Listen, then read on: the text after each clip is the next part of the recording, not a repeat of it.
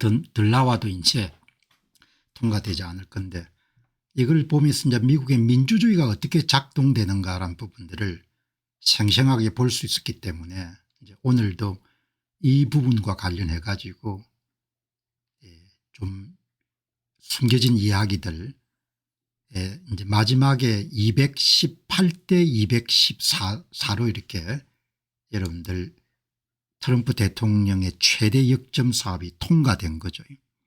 그리고 민주당은 212표로 다 반대를 한 거고, 공화당에서 두 표가 이렇게 반란표가 난 겁니다. 218표. 그래서 과반수가 218표죠. 그러니까 아주 아슬아슬하게 통과된 겁니다. 218대 214. 그래서 이제 미국 시간으로 오늘이죠. 미국의 지금 동부 시간이 대개 한 4시 정도니까 지금 정도, 내일 5시가 아니고 4시. 그러니까 아마 지금쯤 정도의 미국의 수도인 워싱턴 DC에서 이제 공화당 의원들이 모여가지고 굉장히 중요한 법안이니까 그렇게 해서 이제 이런 서명식을 하고 그다음에 아마 그런 파티가 있는 그런 모양입니다. 아주 가까스로 통과가 됐습니다. 그래서 이제 여기에 도널드 트럼프 대통령이 내일, 그러니까 지금 시간으로 하면 오늘 오후 4시 동부 표준시를 기준으로 해가지고 백악관의 서명 기념식을 가질 예정이고, 여기 영어 표현으로 하원 의원, 컨그레스맨, 그렇게 또 컨그레스 우먼 이렇게 써내요.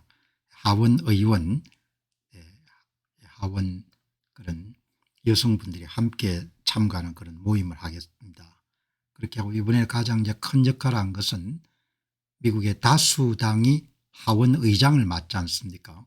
아주 똘똘하게 생긴 하원 의장 마이클 존슨, 그다음에 상원 다수당 원내대표가 존 툰, 이 사람들이 공을 이제 많이 세운 거죠.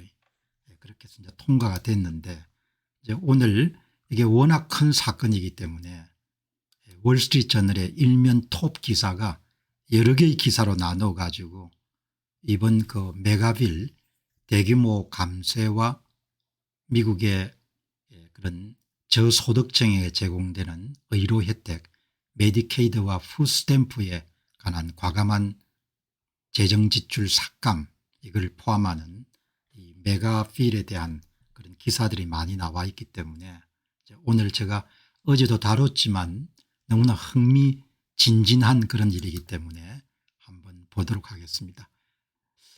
도널드 트럼프 대통령이 올해 70 몇 세입니까? 참 체력이 어마어마한 것 같아요.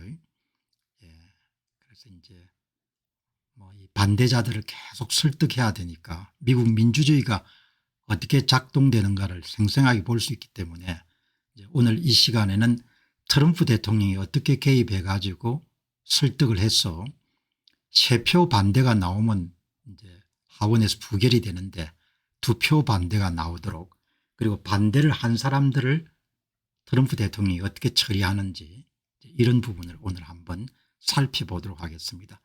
저도 이 보니까 하원 의장 마이클 존슨가 여러분들 법안이 통과되었습니다. 영어 표현으로 The motion is adopted라는 표현을 썼네요. 여기에 영어 표현이 법안이 통과되었습니다. 이거를 이런 표현을 썼네요. 자주 우리가 볼 수가 없는, 이제 그렇게 해서 공화당 하원 의원들이 하원 의장 가까이서 이렇게 축하하는 그런 내용을 소개했습니다. 간단하게 이렇게 보시게 되면은 그야말로 이제 트럼프 대통령은 젊은 날에 부동산 업자 출신이지 않습니까? 그래서 본인 또 책 저서도 딜메이커란 책이 있고 하니까 거래를 한 거죠. 반대편을 설득하는데, 이 반대자들이 재정 지출 삭감이 과감하지 않다, 우리 하원이 처음에 제출한 것에 비해 상원이 재정 지출을 훨씬 더 소극적으로 했다, 그렇게 하니까 이제 대통령이 불러가지고 앞으로 행정부 차원에서 행정명령 같은 걸 통해 가지고 당신들이 요구하는 걸 수용할 테니까 이번에 법안을 통과시켜달라 이렇게 이제 끝까지 설득하는 겁니다. 트럼프가 주도한 막판 압박은 7월 2일 수요일 오전 5시에 시작해 가지고 백악관에서 2시간 동안 의원들과 회의를 진행하고 밤 늦은 시간까지 수많은 전화통화가 이어졌다. 뭐 직접 만날 수 없으면 계속 전화가 이런 통화를 하는 겁니다. 특히 이번에 이제 반대표를 던졌던 가장 대표적인 인물이 켄터키 출신의 토마스 메시 하원 의원입니다. 그리고 MIT 출신이고 공부를 아주 잘한 것 같아요. 그렇게 하고 한 30개 정도의 그런 그 본인의 특허도 갖고 있을 정도니까 이 토마스 메시 의원이 대단히 초강경파 보수 재정론자입니다. 그러니까 빚지는 것을 되게 싫어하는 거죠. 끝까지 고수를 한 겁니다. 내 같으면은 뭐 이 정도 되면은 조금 대통령 마저못해 대통령 뜻을 그냥 오케이 할 수가 있을 것 같은데 이제 똑똑한 사람들이 이렇게 고집이 세죠. 그죠? 그러니까 MIT에서도 굉장히 공부를 잘하는 학생들에게 주어지는 그런 상을 받은 걸 보니까 이 양반이 굉장히 똑똑한 사람이구나. 똑똑한 사람들이 또 이제 치명적 약점이 지금 테슬라의 일론 머스크처럼 끝까지 자기 생각을 고집을 굽히지 않는 거죠. 좋은 의미에서는 지존데 제가 볼 때는 정치를 하려면 그렇게 해서는 안 되겠다는 생각이 드는데 법안에 가장 열정적으로 반대하는 토마스 메시 의원과도 전화 통화를 했고 메시 의원은 3일 법안에 다시 반대했고 그러나 트럼프가 자신의 공격을 완화할 것이라는 이해를 바탕으로 법안이 이제 진행되도록 절차적 투표에서는 찬성을 한 거죠. 토마스 메시. 그래서 내가 이제 토마스 메시 의원이 갖고 있는 생각이 어떤지 다 들어가서 좀 살펴본 겁니다. 마이클 존슨 하원 의장은 이번 법안 통과에 도널드 트럼프 대통령이 굉장히 깊게 개입을 한 거죠. 백악관에서 가장 전화를 많이 한 사람은 이제 한국과도 인연이 깊은 텍사스 출신의 존슨 대통령이죠. 그래서 텍사스 오스틴 대학에 가면은 행정대학원이 그 존슨 대통령 박물관을 갖고 있지 않습니까? 거기 가면 이제 트레이드 마크가 전화통을 두고 옛날에 유선전화니까 법안을 존슨 행정부 때 굵직굵직한 법안이 많이 통과됐죠. 존슨이 아마 보좌관 출신일 겁니다. 의원 보좌관. 우리의 작업에는 대통령이 있었습니다. 부통령도 있었습니다. 변호사와 연방기관들도 질문에 답했습니다. 20시간 동안 전화했다고 그렇게 말씀하시네요. 윈지님께서 대통령이 20시간 정도 통화를 했다고 하네요. 이게 이제 민주주의지 않습니까? 민주주의는 좀 소란스럽고 약간은 느리고 약간은 비효율적이지만 이렇게 해서 절충안을 마련해 가는 겁니다. 트럼프 대통령이 가장 역점을 두는 뭐 정치적 생명을 걸다라는 표현을 쓰더라도 결코 과하지 않는 이런 그 메가빌 통과에 전력 투구를 했는데 이번에 통과가 안 됐으면 상당히 타격을 많이 받았을 겁니다. 최종적으로 이제 반대한 사람은 5사람입니다. 하원에서 방금 말씀드렸던 토마스 메시 켄터키 출신, 그다음에 브라이언 피처 패트릭 펜실베니아 하원 의원, 상원에는 여러 번 소개했던 켄터키 출신의 랜드폴 상원의원, 개업 안과 전문의 출신입니다. 톰 틸리스 노스캐롤라이나 의원, 수잔 콜리스 메인주 상원 의원, 이렇게 5명이 반대를 했죠. 5명이 반대를 했는데 상원에서 51대 49, 그다음에 하원에서 이번에 218대 214로 통과가 된 거죠. 뭐 이 사람들의 논리는 뭐 자기 논리가 정연합니다. 토마스 메시 켄터키 출신 하원 의원은 연방정부의 재정 적자가 증가하기 때문에 안 된다는 것이고, 브라이언 피처 패트릭은 자기 지역구에 저소득층에게 제공되는 의료 혜택인 메디케이드, 65세가 넘으면 보통 미국 시민들이 누리는 것을 메디케어라고 하죠. 메디케어하고 이런 부분이 지역사회의 의료의 질을 감소시키기 때문에 안 된다. 그렇게 이제 이야기를 한 거죠. 랜드폴은 상당히 선명한 자유지상주의자입니다. 그러니까 작은 정부, 그다음에 수입에 걸맞는 지출, 이런 것을 요구하고, 또 톰 틸리스나 수잔 콜리스는 모두 다 지역구의 주민들이 메디케이 혜택을 받는데 상당히 피해를 본다, 그렇게 해서 이렇게 반대를 한 거죠. 끝까지 이렇게 설득한 겁니다. 그리고 이제 법안이 통과되고 났으면 공화당에서는 2026년도에 미국의 이제 중간 선거에서 유권자들이 정부 재정 지출을 삭감했기 때문에 반발할 거다, 뭐 이렇게 이제 이야기가 나오고, 민주당은 뭐 전형적으로 부유층을 위한 감세다, 이렇게 주장하지 않습니까? 정치라는 것이 참 어렵고 힘든 겁니다.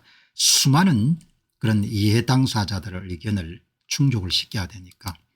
이제 여기 지금까지 소개하지 않은 탐 틸리스 의원은 소개했고, 상원 의원, 랜드폴 상원 의원도 소개했는데, 메인주 출신의 수잔 콜린스라는 그런 상원 의원은 제가 다뤄보지 않기 때문에 이게 논리가 정연합니다. 내가 트럼프 대통령의 주요 의제인 메가빌의 어게인스트, 반대 의사를 피력한 것은 그것이 메디케이드, 저소득층을 위한 의료 혜택에 부정적인 해로운 영향을 끼치기 때문입니다. 그렇게 이제 이야기를 하는데, 한 사람이 열받아 가지고 수잔 콜린스에 대해서 당신이 1년에 봉급을 17만 4천 불 받고 당신이 돈을 어떻게 벌었는지 모르겠는데 순자산만 4천만 불인데 불법 외국인들에게 메디케이드 혜택을 계속 유지하기 위해 가지고 트럼프 대통령이 적극적으로 추진하는 의제에 안 된다, 이렇게 표현할 수 있냐, 이렇게 비판한 내용이 이렇게 있는 겁니다. 자, 이렇게 여러분들 오늘 어떻든 간에 하원 2명 반대, 상원 3명 반대는 뭐 결국은 도널드 트럼프 대통령의 감세를 통해 가지고 성장을 촉진해야 빚을 갚을 게 아니냐, 이런 일종의 사업가적 마인드의 바탕을 둔 그런 경제관하고 안과 전문의 출신이나 이런 사람들이 갖고 있는 경제관이 충돌한 거죠. 저는 도널드 트럼프의 성장 촉진에 대해서 상당한 그런 의미를 두는 편입니다. 자, 여기 이제 피 터지게 싸운 거죠. 피 터지게 진짜 싸운 겁니다. 그러니까 목숨 걸고 싸운 거죠. 권력에 대한 그런 확고한 의지나 신념이 없으면 정치는 참 쉽지가 않은 일 같아요. 피 터지게 싸운 겁니다. 트럼프 대통령의 SNS를 방문해 보게 되면은 뭐 이게 전부 다 도배를 한 겁니다. 이 관련된 기사로. 빅토리, 승리입니다. 그래서 이제 오늘 4시, 지금 동부 시간으로 한 4시 정도 됐겠습니다. 지금 이제 서명식이 아마 거행이 될 것 같은데, 여기 보시게 되면은 이 218표, 2표가 빠졌네, 이 뜻입니다. 두 친구가 반란표를 일으켰구나. 그래서 공화당 내부에 2표가 반대표가 나온 겁니다. 뭐 이러니 저러니 하더라도 미국의 민주주의는 이렇게 그래도 건강한 겁니다. 2020년에 대선에 문제가 있었지만 또 그것도 많이 이렇게, 그래서 미국의 정치, 미국이 갖고 있는 힘 가운데 저는 가장 큰 힘을 뭐라고 생각하느냐, 누군가 저에게 질문을 던지게 되면은 미국은 자기 수정 능력이 굉장히 뛰어난 나라 같아요. 그게 역사적으로 건국된 지 한 249주년을 이번에 맞았죠. 그런데 베트남 전쟁이라든지 민권 운동이라든지 이렇게 문제에 봉착할 때마다 스스로 이제 문제를 해결할 수 있는 능력을 갖고 있는 그런 나라인 거죠. 그래서 오래 갈 가능성이 높은 거죠. 여기 보시면은 이제 이 트럼프 대통령이 사람을 움직이는 방식이 굉장히 인상적입니다. 그러니까 이번에 이런 본인이 거의 정치 목숨을 걸다시피 했던 대규모 감시안이 통과되니까 이 감시안을 통과시키는데 결정적 기여를 한 사람들을 다 기명으로 그 사람들을 격려하는 그런 글을 쭉 씁니다.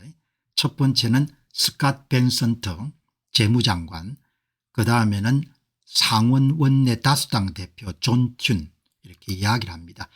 재무장관 스캇 벤선트가 하나의 아름다운 법안의 복잡성을 잘 설명하면서도 좋은 성과를 거뒀습니다. 그러니까 자기하고 함께 일하는 사람을 이렇게 격려를 하는 겁니다. 그다음에 상원 다수당 원내대표 존 튠도 24시간 내내 노력해서 이 법안이 상원을 통과하도록 도왔고, 그런 강인하고 똑똑하며 일을 끝내는 방법을 잘 알고 있습니다. 여러분, 사람은 살아가면서 일을 끝내는 방법이 몸에 배어 있어야 되죠. 직장생활을 하다 보면 일은 시작하는데 끝을 못 내는 사람이 있지 않습니까? 그리고 그것이 습관적인 사람은 주변에 피해를 굉장히 많이 끼치죠. 일을 끝내는 방법, 영어 표현 한번 보시겠습니다.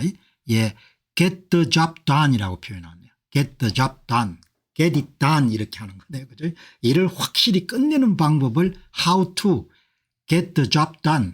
예, 이번 법안이 통과되는 것을 마무리 짓는 방법을 존 튠 상원 다수당 원내대표가 잘 알고 있다, 이렇게 이런 극찬하는 거지 않습니까? 한 사람 한 사람 장점을 다 아는 겁니다.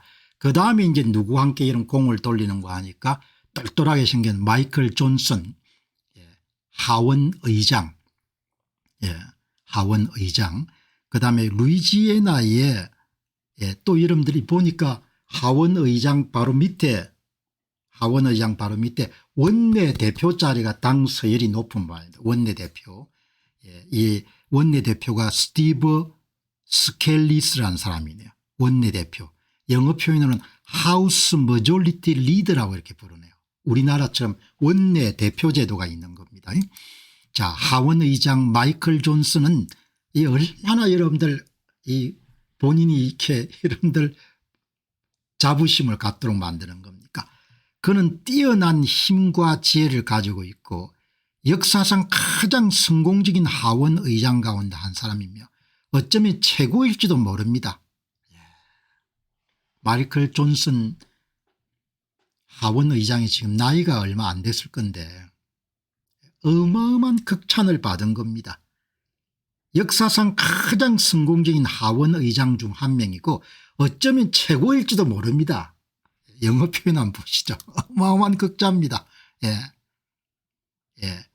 One of the most successful speaker of the House in history. Maybe even the best of them all.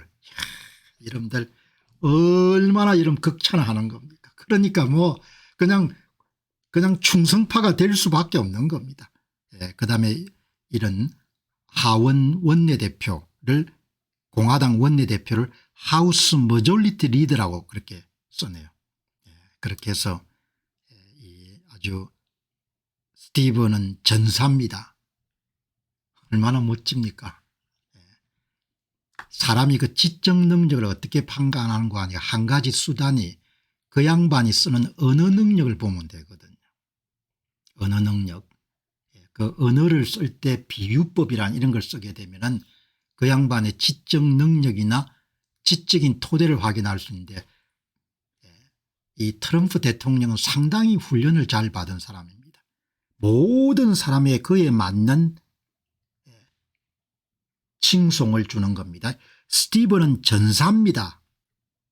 전사, 워리어라는 단어를 쓴 겁니다.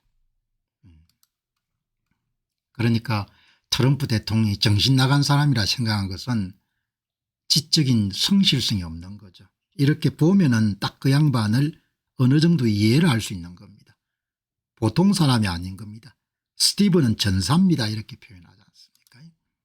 그다음 이제 미네소타의 머졸리티 위프라는 그런 표현을 쓰는데 다수당 간사가 또 있네요. 하원 의장, 원내대표, 우리나라로 하면 사무총장인 것 같습니다. 머졸리티 위프를 이런 사무총장 이런 그렇게 해서 이렇게 방송을 다루면서 배워가는 겁니다. 미국 정치를. 다수당 간사 우리로 치게 되면 사무총장 당 사무총장을 머졸리티 위프라고 그렇게 하네요. 그는 멋진 아내 자클린과 가족과 함께 환상적인 사람입니다. 가족들을 다 이렇게 아는 거죠. 72년생 여러분 72년생이면 올해 몇 살입니까? 72년생이면 아주 젊죠. 여기 보시면은 여기 이제 오늘 오후 4시에 백악관의 서명 기념식을 열고 그 자리에 모든 의원들이 다 초대됐습니다. 이렇게 해서 여러분들 오늘 그러면 이제 이 법안이 핵심이 뭐냐 우리도 한번 들여다볼 만큼 그런 가치가 있죠. 여러분 이 법안의 핵심은 가장 중요한 53세네요. 마이클 존슨 하원 의장 스피커 오브 하우스가 여러분들 53세네요. 한참 일할 때네. 만 53세. 미국은 다 만으로 치니까요. 여러분 감세 정책이 가장 중요한 점입니다. 기업에 대한 법인 세율을 21%에 15%로 나누는 겁니다. 세금 깎아줄 테니까 미국 와서 생산하라는 겁니다. 그다음 아이들 키우는 아동 세액 공제를 높여주고 개인 소득세도 깎아주는 겁니다. 세금 구간을 간소화하고 이 감세안이 가장 중요합니다. 감세안. 감세를 통해서 투자와 소비를 촉진하겠다. 그다음에 이제 여러분들 정부의 방만한 지출에 손을 좀 댄 겁니다. 그게 이제 저소득층을 위한 의료보험인 메디케이드하고 그다음에 푸드스탬프 제도라고 그렇게 하죠. 이게 대한 지출을 좀 줄인 겁니다. 아주 어려운 결정입니다. 받던 것을 줄이게 되면 사람들이 반발하니까. 그다음에 이제 공무원 수 연방 공무원을 좀 자르고 그러니까 뭐 성장하려면 어떻게 해야 되는지가 여기 다 나와 있는 겁니다.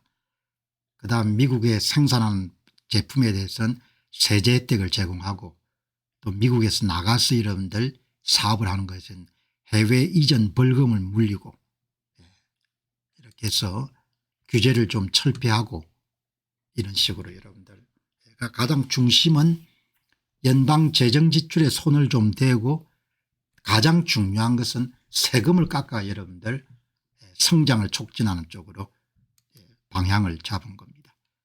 제 코멘트는 국내 언론들이나 대부분의 외신들은 이번 법안이 재정 적자 증가와 메디케이드와 같은 그런 저소득층에게 타격을 줄 것이다.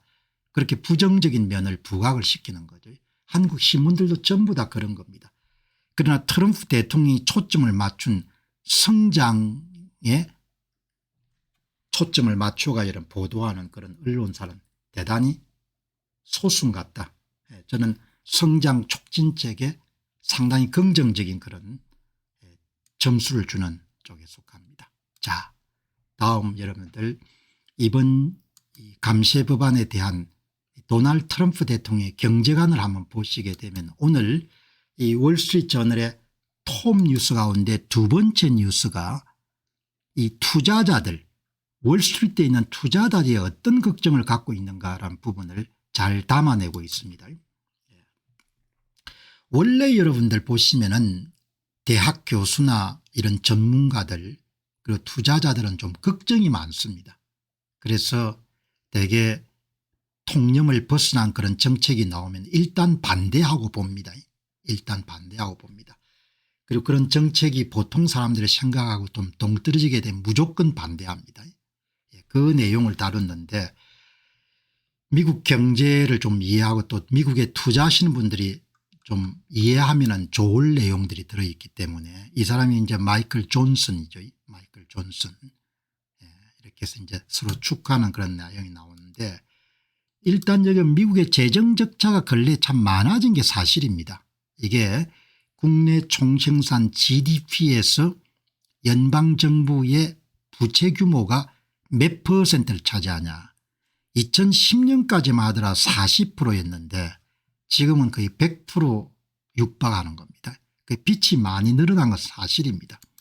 그래서 1970년대 초반에는 20%, 그다음에 40에서 50%, 지금은 100%, 앞으로 더 늘어날 가능성이 높은 거죠. 그다음에 이제 이렇게 재정 적자를 커버하기 위해 가지고 빚을 계속 내야 되는 겁니다. 미 재무부가 발행하는 트레저리 본드라는 것을 계속 여러분들 이렇게 해가지고 적자를 이렇게 계속 메워야 되는 겁니다. 그래서 이제 미국에는 거의 매주 여러분들 미국채를 새로 발행하는 그런 옥션이라고 하죠. 경매가 여러분들 실시가 되지 않습니까? 그러니까 1년에 지금 2024년도에 1조 8천억 달러 이런 적자가 발생하는 겁니다.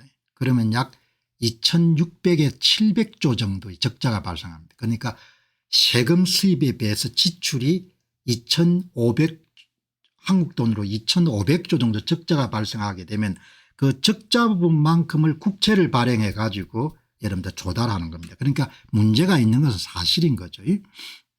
자, 이 보시면은 미 연방 부채가 2000년대 초반에는 수입과 지출이 비슷했고 2001년도가 마지막 해입니다. 수입이 지출을 보다 많은 거. 2000년대 중반부터 지출이 수입을 초과해 가지고 2020년대는 코비드가 터지고 나서 여러분들 연방정부의 재정 지출이 늘어나면서 격차가 엄청나게 커지는 겁니다. 2024년 한 해 동안에 1조 8천억 달러, 한국 돈으로 2400조 정도의 적자가 발생한 겁니다. 매년 여름 2400조를 꾸어야 되는 겁니다. 어디서 꾸냐. 미국이 채권을 발행해가 국채를 발행해서 여러분들 이렇게 조달하는 겁니다. 그래서 이제 연방정부 재정 적자 규모가 뭐 1조 8천억 달러 한 해입니다. 한 해. 그리고 무디스가 전망한 것은 2035년까지 현재 국내 총생산에서 6%를 차지하는데 9%까지 돌파할 것 같다. 이게 여러분들 이번에 반대한 사람의 중요한 논리입니다. 대규모 감세 정책이 이번에 없더라도 미 연방정부의 누적 적자 규모는 현재 29조 달러에서 2034년까지 50조 달러로 급증할 수밖에 없다. 그러니까 뭐 이 재정 이번에 트럼프 대통령의 감세 정책에 대해서 반대하는 그런 의견을 가진 사람들도 자기 논리가 있는 거죠. 대통령은 감세를 통해서 투자가 활성화되거나 소비가 활성화되게 되면은 지금 예상하는 그런 적자 규모보다 훨씬 더 줄일 수가 있다. 이렇게 이야기를 하는 거죠. 자, 여기 보시면은 이제 트럼프 대통령 입장은 감세하면 성장 촉진되니까 재정 적자 줄일 수 있다. 그다음에 이제 이게 미국의 저명한 그런 투자자인 레이 다리오 사람은 현재대로 가게 되면은 투자자들이 소화할 수 있는 것보다 너무 많은 미국채가 발행되기 때문에 채권 시장 자체가 망가지게 될 것이고 그다음에 인플레이션 때문에 문제가 많이 발생할 것이다. 이렇게 서로가 상반된 의견을 갖고 있는 거죠. 자, 여러분 한번 따져보고 넘어가도록 하겠습니다. 진짜 걱정할 일인가. 미국 정부가 투자자가 소화할 수 있는 것보다 더 많은 미 재무부 발행 국채를 발행하게 되면 시장의 국채 물량이 늘어날 거 아닙니까. 공급이 늘어나죠. 그럼 국채 가격이 떨어지는 겁니다. 국채 가격하고 국채 수익률 금리하고는 역으로 움직이기 때문에 국채 가격이 떨어지게 되면 국채 수익률 금리가 올라가는 겁니다. 그런데 이런 시나리오가 발생할 가능성은 확률상 없는 것은 아니면 좀 낮다는 거죠. 왜냐하면 미국의 국채를 대체할 수 있을 만큼 좋은 투자처 안전자산이 없다는 거죠. 그렇기 때문에 뭐 이렇게 우려하는 것처럼 미국 국채를 보유하고 있는 사람이 갑자기 여러분들 시장에 덤핑을 해가지고 국채 가격이 여러분들 그냥 곤두박질 치고 미국 국채 수익률이 여러분들 급등할 수 있는 그런 가능성은 상당히 낮다는 거죠. 이제 국채 수익률이 여러분들 일단 높아지게 되면은 트럼프 대통령 입장에서는 연방 예산 가운데 이자 지급액이 늘어나는 겁니다. 그다음에 동시에 이 국채 수익률, 국채 금리는 미국의 중요한 대출 금리 기준이 되는 거죠. 특히 이제 사람들이 집을 살 때 30년 고정금리 모기지 같은 걸 가지고 많이 사기 때문에 모기지 금리가 오르고 자동차 할부 금리가 오르고 신용카드 금리가 오르고 전부 다 차익 금리가 늘어나는 겁니다. 그러니까 미국채 수익률이 이례적인 수준으로 계속 높게 유지가 되면은 소비자도 타격을 받고 기업들도 타격을 받는 거죠. 그러니까 투자자들 가운데 비관적인 생각을 가진 사람들이 걱정하는 것이 바로 이 부분입니다. 장기적인 판결은 미국 채권 시장에서 내려지게 될 것으로 봅니다. 미국은 국채를 발행하여 돈을 빌리고 채권 공급 과잉은 국채 가격을 떨어뜨리고 결국 수익률 금리를 상승시켜 소비자나 기업들이 차익금리를 올리게 되면은 그러면 이제 타격을 심하게 받는 거죠. 그런데 이런 시나리오가 발생할 가능성을 낮게 보는 거죠. 성장이 촉진되면은 이런 파국적인 시나리오가 발생할 가능성은 대단히 낮을 것이다. 이렇게 여러분들 지금 트럼프 행정부 사람들이 생각하는 겁니다. 이제 또 다른 한 가지 방법은 중장기 채권에는 손을 대지 않고 단기채를 계속 여러분들 물량을 조절하게 되면은 시장의 우려를 많이 불식시킬 수 있다. 재정 적자가 시장에 미치는 영향을 최소화하기 위해서 소비자 및 기업 차입 비용에 더 중요한 장기 채권에 대한 압력을 최소화하기 위해 가지고 앞으로 미 재무부가 채권을 발행할 때 단기 채권을 많이 발행하게 되면은 이런 투자자들의 우려를 불식할 수가 있다. 그러니까 매주 뭐 월요일이나 화요일 날 여러분들 보면은 5주 채권 또 2달 채권 한 달 채권 만기가 2달 채권 3달 채권 이렇게 나오지 않습니까? 그래서 앞으로 차입을 해야 되게 되면 초단기 부채에 더 많이 의존함으로써 투자자들의 우려를 줄일 수가 있다. 이렇게 이야기하는 거죠. 비관론자들은 뭐 걱정을 많이 합니다. 현재 미국의 공개부채의 3분의 1이 외국 중앙은행을 포함한 외국인 소유가 되기 때문에 이 사람들이 이제 미국의 국채가 안전자산으로 기능을 많이 상실할 것 같다 이렇게 하면 시장에 팔 가능성이 높은 거죠. 그런데 미 연준 의장을 지낸 하버드 경제학과 교수인 제레미 스타인은 외국인이 미국 부채를 도매로 덤핑하는 시나리오는 극히 드물 것이다 이렇게 보는 거죠.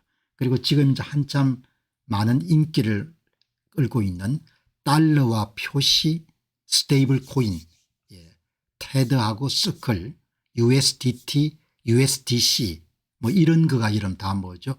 국채 수요를 증가시킬 수 있는 그런 중요한 도구이기 때문에 트럼프 행정부가 역점 사업으로 밀고 있는 거죠.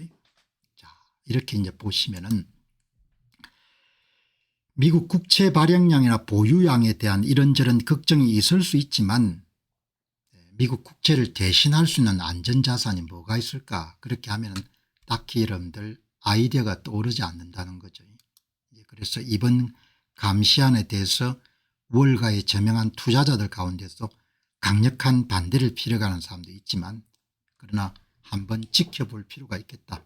트럼프 대통령이 갖고 있는 공급 중시 경제학의 성과가 빛을 발휘할 가능성이 높다는 거죠. 그렇게 여러분들이 보시면 좋겠습니다. 자, 그다음에 이런 보시기 바랍니다. 트럼프 대통령은 사람을 다룰 때 사람을 격려도 하지만 질책도 하고 징벌을 가하는 거죠. 그러니까 이번에 하원에서 218대 214로 여러분들 아슬아슬하게 통과되는데 메시 의원 켄터키 출신의 MIT 여러분들 굉장히 우수한 그런 성적으로 졸업한 메시 의원에 대해서는 벌을 주려고 하겠죠. 벌을. 자, 여기 보시면은 오늘이 여러분들 오늘이 미국의 건국 기념일입니다. 미국은 독립기념일이라고 그렇게 하죠. 미국이 독립일이 1776년일 겁니다. 그때가 아마 제 기억이 정확하게 되면 영국에서 아담 스미스의 국부론이 출가된 해가 1776년일 걸 보는데 이제 미국인들 중에 가장 큰 그런 연방 기념일이 독립기념일이죠. 7월 4일. 그래서 오늘 주식시장이라는 것이 다 쉬지 않습니까? 해피 인디펜던스 데이. 여기 보시면은 이런 글을 트럼프 대통령이 SNS에 올렸네요. 미국인들은 자기 나라에 대한 자부심이 굉장히 강하죠. 인류 역사상 혈통이나 이런 부분에 바탕을 두지 않고 이민자들이 모여서 만든 나라가 그 유일한 나라가 미합중국이죠. 이 사람들은 이제 구호를 부를 때 USA라는 그런 표현을 많이 쓰는데 이게 7월 4일입니다. 자기 나라에 대해서 대단히 이렇게 자부심이 강하고 내년이 250주년입니다. 그래서 우리가 무슨 기념회를 할 때 5주년, 10주년, 30주년, 50주년, 100주년, 150주년, 200주년, 250주년 이런 것을 특별히 여러분들이 이렇게 좀 더 다른 기념일보다 높게 평가하는 거죠. 이제 미국 연방정부가 내년에 여러분들 250주년을 맞습니다. 그래서 이제 올해는 249주년인데 1년간 관련된 행사를 계속 개최하는데 그것을 이제 일종의 스타트 시작하는 것이 바로 어제 있었던 아이오와주의 데모인 아마 아이오와주의 데모인이 제 기억이 정확하면은 수도일 것 같은데 이 데모인이 아마 유니버시티 오브 아이오와 대학이 아마 있지 않느냐 그렇게 생각하는데 이제 어제 이 행사에 트럼프 대통령이 이제 1년 정도 이렇게 축하를 하는 겁니다. 그래서 내년 또 250주년 기념식을 성대하게 여러분들 개최하겠죠. 그 출발점이 바로 아이오와주의 데모인에서 이렇게 개최한 겁니다.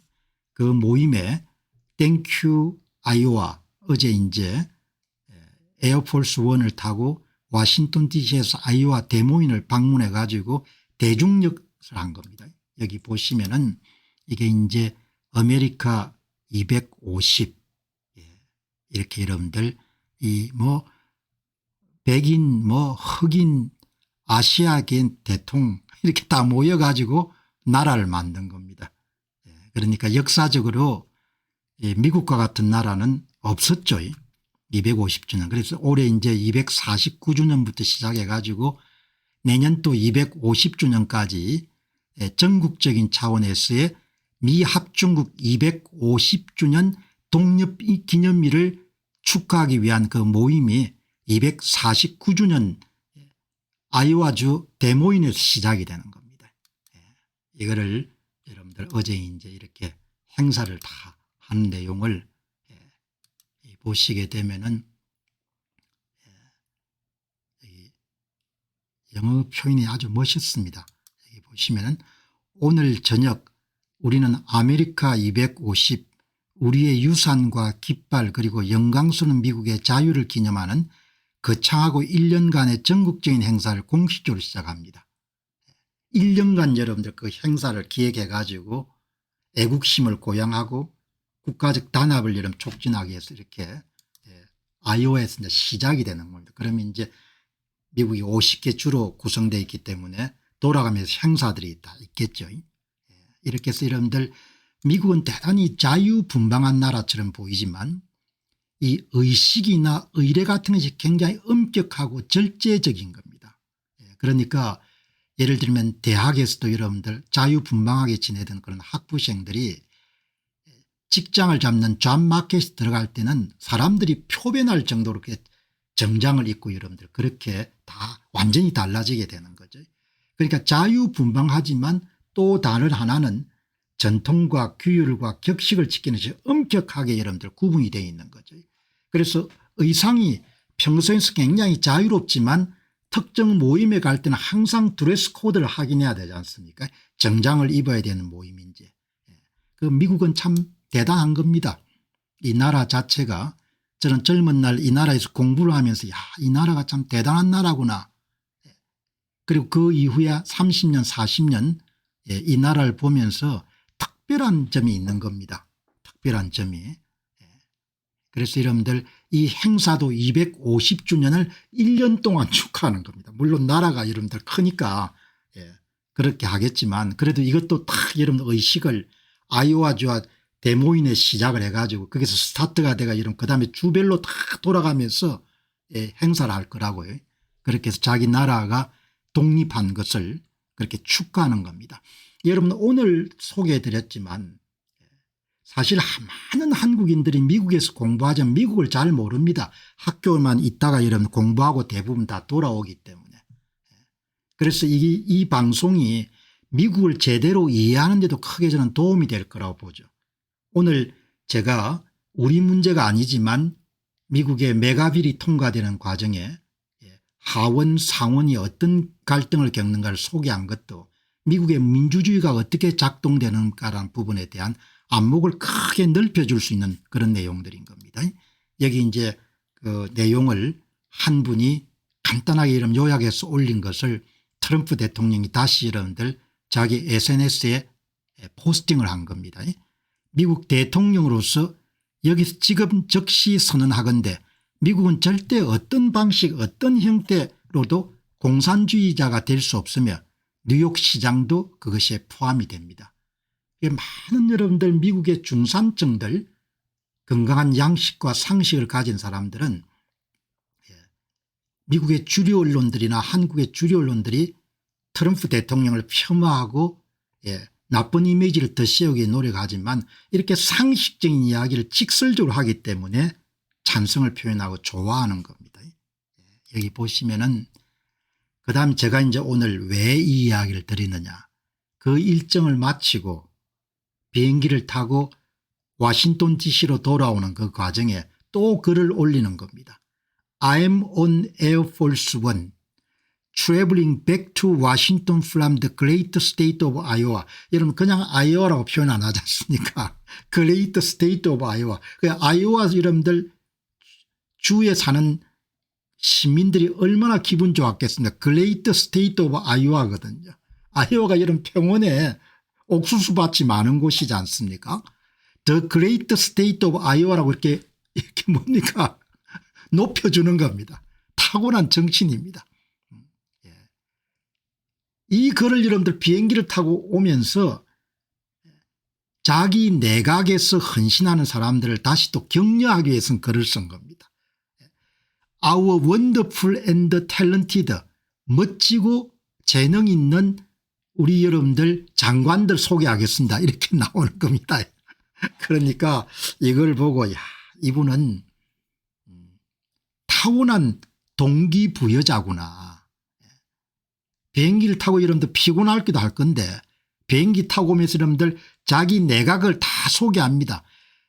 저의 훌륭하고 재능 있는 내각 비서들 뭐 그 수반들이죠. 크리스티 노움 블록 롤린스 여기에 비서실장 수지 윌서 그다음에 여러분들 총괄하는 그런 아이디어맨 스티브 밀러 그다음에 여러분들 또 뭐라고 표현합니까? 백악관의 그 똑똑하고 야무진 27세의 대변인을 슈퍼스타 캐롤라인 레빗이라고 표현해 주는 겁니다. 얼마나 대단한 겁니까? 사람을 그냥 여러분들 제임스 블레어의 캐롤라인 레빗이라고 하지 않고 백악관 대변인을 슈퍼스타 캐롤라인 레빗이라고 표현한 겁니다. 그러니 여러분들 얼마나 헌신적으로 일을 하겠습니까? 대단한 겁니다. 여기 보시면은 그러니까 참 이 사람을 결국 이런 사람이 하는 건데 사람을 이렇게 이런 동기를 부여하는데 특별한 능력을 갖고 있는 겁니다. 저희는 폭스뉴스의 대단히 프로페셔널한 뉴스 앵커인 트레이 갤러거와 함께 아마 비행기를 타고 오면서 이렇게 인터뷰하는 모양이죠. 한번 캘리포니아에 저를 인터뷰한 적이 있는데 트레이 멋진 일을 계속하세요. 그러니까 바로 앞에서 여러분들 인터뷰한 팍스뉴스 여러분들 앵커도 여러분들 이렇게 격려를 하는 겁니다. 천부적인 능력 같아요. 사람에게 모티브를 제공해가 여러분 사람을 움직이게 하는 트럼프 일기 때보다 훨씬 더 원숙하고 훨씬 더 여러분들 사람을 잘 움직이는 것 같아요. 화를 좀 덜 내고 아주 대단한 그런 인물입니다. 제가 뭐 극찬하자는 이야기는 아니고 한국은 외교적으로나 군사적으로 미국과 밀접하게 연결되어 있기 때문에 대통령이나 미국의 트럼프 행정부의 실상을 있는 그대로 이해해야 오판이나 실책을 줄일 수 있기 때문에 정확하게 이해할 필요가 있는 거죠. 여기 이제 보시게 되면은 여기 이제 여기 또 보시죠. 그 비서실장을 소개할 때 전설적인 여성 최고 참모인 수지 윌스라고 이렇게 표현한 겁니다. 그러니 얼마나 여러분들 이 사람들이 기분이 고양되겠냐. 모든 사람들은 인정받고 싶은 욕구가 있기 때문에 대통령이 극찬을 하는 겁니다. 세상의 모든 사람이 다 이런 전설적인 영어 표현으로 뭐라고 했습니까? 여기에 보시면은 슈퍼스타는 여기 보시면은 이게 슈퍼스타도 대문자로 써줬네요. 대문자로 슈퍼스타 캐롤라인 레빗 The legendary first female chief of staff 최초의 비서실장이나 수지 윌스 레전드리라는 용어를 쓴대요. 정말 여러분들 레전드리라는 용어를 쓰고 슈퍼스타로 이런 대문자를 쓴 겁니다. 어마어마한 겁니다. 내가 볼 때는. 그러니 27살 되는 여러분들 백악관의 대변인이 얼마나 헌신적으로 일을 하겠습니까?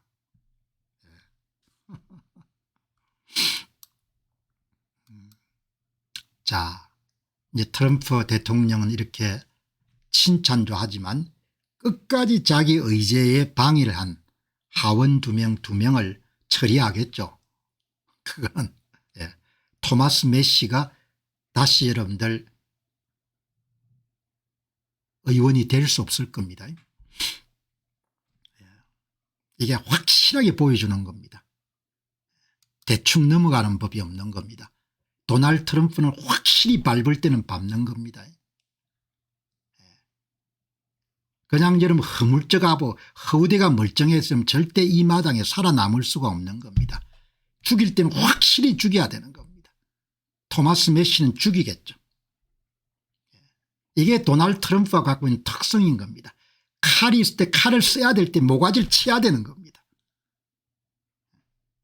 도널드 트럼프의 눈을 벗어나게 되면은 그러면 살아남기가 힘든 겁니다. 토마스 메시입니다. 아주 똑똑한 양반 같아요. 여기에 30개의 페이턴트가 있으니까 뭐 특허를 30개 갖고 있는 거죠. 이렇게 분명히 이야기합니다. 제가 노라고 한 것은 재정적자를 크게 증가시키기 때문에 내가 노라고 했습니다. 이렇게 이야기해요. 그러면 거기에 대한 책임을 져야 되는 거죠. 바로 뭡니까? 통과되고 난 다음에 도널드 트럼프가 글을 올린 겁니다.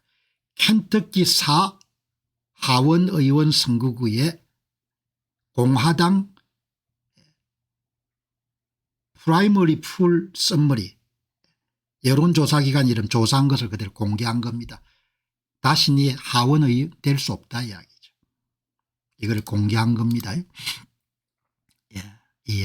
이런 여론조사 결과를 그냥 사람을 목을 치는 것이 아니고 이걸 공개한 겁니다. 현직 공화당 의원 토마스 메시가 매우 취약합니다. 공화당 예비선거 6거장 기반 중 토마스 메시에 대해서 54%만 호의적입니다. 경험 많은 의회 경력을 가진 후보는 트럼프 대통령이 지지하는 후보에게 13%포인트 차이로 패배할 가능성이 있습니다. 트럼프 대통령과 아메리칸 펄스 어젠다를 강력히 지지하는 후보는 53대 19로 앞섭니다. 도널드 트럼프가 여러분들 밀면은 메시를 낙선시킬 수 있다는 그런 여론조사 결과를 바로 공개하는 겁니다. 너는 끝났어 이렇게 이야기하는 겁니다. 트럼프 대통령은 이 지역 공화당 예비선거 유권자 사이에 매우 인기가 있습니다. 87%가 트럼프 대통령과 그의 정책을 72%가 트럼프 대통령을 개인만을 지지합니다. 그렇게 좀 무모하다는 이야기 드는 겁니다. 마지막에 입장을 선회했어야 되는 거죠. 본인의 정치 생명을 완전히 끌어놓는 겁니다. 최근 의회가 통과시킨 세금 감면 법안에 대해 들어본 적이 읽어본 적이 있냐는 질문에 4분의 3 74%가 대통령 세금 감면을 지지했고 18%만이 반대했습니다. 4%가 아메리카와 트럼프 대통령의 어젠다가 통과되는 게 중요하다고 봅니다. 이걸 여러분들 거부한 겁니다. 토마스 메시 켄터키 4선거구. 토마스 메시가 하원에서 유일하게 트럼프 대통령이 세금 감면 법안에 반대하며 민주당과 함께 투표했다는 말을 들었을 때 모든 공화당원 중 59%가 토마스 메시를 더 이상 지지할 가능성이 낮아졌습니다. 반면에 19%만이 여전히 메시를 지지할 가능성이 높습니다. 도널드 트럼프는 여러분들 사람을 그냥 잘라야 될 때 확실하게 자르는 겁니다. 여기 맥롤린 어소시에이트에서 여러분들 조사한 최신 여론조사를 가지고 그대로 여러분들 잘라버리지 않습니까? 우리처럼 공천을 주는 것이 아니고 공화당 사전투표에서 예비투표에 승리해야 되니까 이런 데는 여러분들 자기가 미는 사람을 넣겠죠. 이 두 군데는. 두 사람은 교체하겠죠. 권력이 이렇게 써야 될 때 써야 되는 겁니다. 어영부영하면 자기가 이런 칼을 맞고 죽는 겁니다. 그냥 뭐 사람만 좋아가지고 허허하고 다니면 그냥 죽는 겁니다. 뭐 살 수가 없는 겁니다. 그게. 자주 제가 말씀드리다시피 사랑은 낭만으로 해야 되지만 삶은 치열해야 되는 거죠. 본인이 죽이지 않으면 본인이 죽는 겁니다. 그렇게 여러분들 돌아가는 겁니다. 여기 보시면은 대통령이 직접 전화 통화를 할 정도라면은 메시 의원이 반대 입장을 거두드릴 수 있는 것도 괜찮은 선택 가운데 하나였는데 토마스 메시 하원 의원은 MIT 졸업생으로 무척 뛰어난 강한 자기 확신이 있었던 사람처럼 보이는 겁니다. 이제 정치 생명 끝나는 겁니다. 다시 재기가 쉽지가 않죠. 이렇게 사람이 강단이 있어야 되는 겁니다. 맺고 끊는 것이. 자, 여러분들 오늘 협상인재 지지분이란 나라에 대해서 일반 관세율을 일방적으로 통보하겠다 이렇게 여러분들 이야기를 했기 때문에 이제 한국이나 이런 나라들은 조금 불편한 내용이네요. 보시면은 트럼프가 말했다. 관세 통보 서한이 임박했다. 그래서 주식시장에 세틀링이니까 좀 불안하게 만들 것 같다. 금요일부터 아마 발송이 되는 모양입니다. 트럼프 미국 대통령이 지금 협상적인 많은 무역 파트너 국가들에게 최대 70% 일방적 관세를 통보할 준비가 되어 있다고 말했다. 금요일부터 통보하겠다는 겁니다. 개별 나라마다 8월 1일부터 적용되는 관세율을. 관세율 사안은 7월 9일까지 각국에 발송될 것이고 지난 4월 1일에 처음 공개된 트럼프 행정부의 관세 정책이 90일간 미뤄졌기 때문에 그 날이 아마 7월 9일인 모양입니다. 트럼프 대통령은 7월 3일 목요일 늦은 시간에 기자들에게 8월 1일부터 각 국가는 관세를 지불해야 될 것입니다. 여러분들 뭐 다르게 이야기하게 되면은 그동안 미국 시장에 무임승차했으니까 당신들이 누리고 있는 이익 가운데 일정 퍼센트를 미국 정부에 내라 이겁니다. 핵심이. 이번 정책은 딴 게 아니고 관세 정책은 미국 시장이 거대한데 그동안은 당신들이 그대로 이용을 했지만 그래서 한국이 돈을 벌고 대만이 돈을 벌고 일본이 돈을 벌고 중국이 돈을 벌었던 겁니다. 그걸 180도 이런 바꿔버린 겁니다. 당신들이 얻은 이익 가운데 일정 퍼센트를 시장 접근세로 내라야 무역 질서가 근본적으로 바뀌는 겁니다. 그래서 제가 최태원 회장이 일찍 이야기한 것처럼 진짜 좋은 시절 같다 이 이야기인 겁니다. 그 이야기는 다르게 이야기하면 한국이 진짜 정신 차려야 된다는 겁니다. 좋은 시절 진짜 간 겁니다. 박봉희님 고맙습니다. 여러분 진짜 좋은 시절이 간 겁니다. 내일부터 7월 4일부터 금요일입니다. 여러 나라의 관세 통보 서한을 보내기 시작할 것입니다. 내일 10개에서 12개 국가가 나갈 것입니다. 앞으로 며칠 동안 9일까지 완전히 다 내보낼 겁니다. 대략 60에서 70% 관세부터 10에서 20% 관세까지 다양할 것입니다. 베트남은 이제 사전 협의가 돼 가지고 20%로 정해서 한국의 베트남 기업들이 많이 나가 있기 때문에 가슴을 쓸어내렸을 겁니다.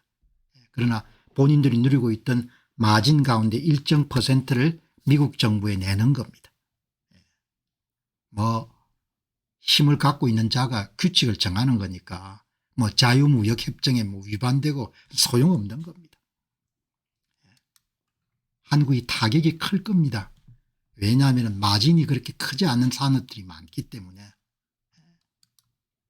스캇 벤선트 재무장관은 노동절 9월 1일까지 모든 무역협상이 마무리될 수 있을 것이라고 밝혔고 모든 나라와 협상을 진행하는 일이 쉽지 않기 때문에 미국과 주요 교역 대상국 18개 나라와 지금 협상을 집중적으로 진행하고 있고 그 18개 나라 한국도 주요 파트너일 겁니다. 한 4, 5위 정도 차지할 겁니다. 한국이. EU, 중국, 일본, 캐나다, 멕시코, 한국 정도 될 겁니다. 이제 이번에 트럼프 행정부가 관세 서한을 발송하는 의미를 어떻게 해석해야 되냐. 8월 1일부터 관세를 이제 이미 기정사실화하는 겁니다. 협상이 완료되든 안 하든 간에. 그러니까 한국이나 일본 같은 그런 무역협상 대상국에게 시간적인 압박을 가하는 거지. 시간적인 압박을 가하는 조치다 이렇게 보면 될 것 같아요. 그럼 투자자 입장에서 어떻게 생각하나. 나라는 그렇다고 치더라도 8월 1일부터 관세율 인상이 시작되고 적용되기 시작하게 되면은 그 전에 협상 타결이 어느 정도 이루어지지 않으면은 관세를 때려 맞는 국가가 보복 관세를 때릴 거라고요. 그러면 금융시장이 불안감이 고조가 되고 그래서 주가에 영향을 끼칠 가능성이 높죠. 그래서 제가 가끔 그런 말씀을 드렸지 않습니까. 지금 여러분들 미국의 정시가 굉장히 활황인데 이 관세 문제가 아직 해결이 완전히 안 됐기 때문에 조정을 받을 가능성이 높기 때문에 지금 시장에 들어가는 것은 그렇게 현명한 것은 아닌 것 같다. 현금이 있으면은 머니마켓 같은 데 이름 넣어놓고 좀 기다리는 게 좋겠다. 이렇게 여러분들 말씀을 드린 거죠. 이제 투자자 입장에서도 과거 4월 초에 크게 여러분들 빠졌지 않습니까. 초기 경험을 참조해서 트럼프 행정부는 선의로 적극적으로 협상하는 국가에 대해서는 기한 연장 가능성도 있기 때문에 즉각적인 충격이 완화될 수도 있겠지만 그러나 시장이 한번 조정될 가능성도 높지 않겠느냐 그렇게 보는 겁니다. 그래서 오늘 투자자들의 빛나는 낙관론에도 불구하고 또다시 자본시장이 출렁거리지 않을까라는 그런 생각이 드는 거죠. 그래서 여러분이 잘 판단하셔 가지고 그렇게 결정하시면 좋을 것 같습니다. 예.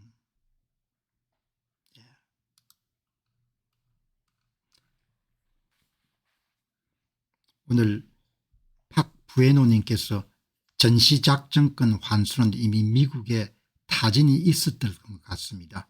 아마도 당장 가지고 가라고 했을 듯합니다. 예, 그렇게 이야기하네. 예, 그냥 그렇게 원하면 가져가 이렇게 했을 가능성이 높습니다. 그럼 너희들이 가져가 그렇게 할 가능성이 높죠. 자기 분수나 처지를 모르면은 비용을 많이 치르게 되죠.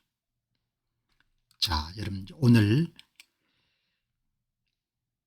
여러분들 검색하실 수가 있으면 이스라엘 건국일이 몇인지 한번 보시기 바랍니다.